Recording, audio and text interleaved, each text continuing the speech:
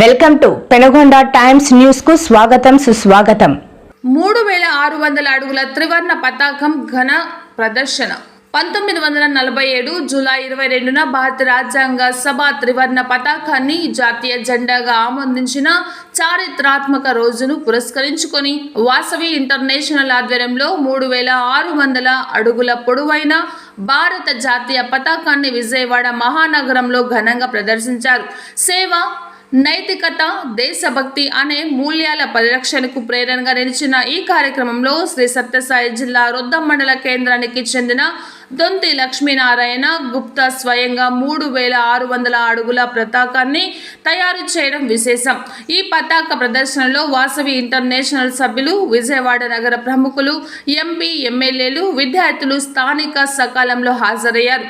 అంతేకాక రొద్దం మండలానికి చెందినటువంటి సహారా రేడియన్ సభ్యులు కూడా విశేషంగా పాల్గొన్నారు. వారిలో దొంతి లక్ష్మీనారాయణ గుప్తా, వీణ, అశ్వత్థ నారాయణ, గోపాల్ రెడ్డి, రంగనాథ్ శెట్టి, శివశంకర్, ప్రభాకర్, రఘువీర, అంజన్ కుమార్, సాయి, రాజు, విజయ్, మహేష్, మురళి తదితరులు. ఈ పతాక ప్రదర్శన దేశభక్తి భావాన్ని మరింతగా పెంపొందించేలా చూపరులను ఆకట్టుకుంది.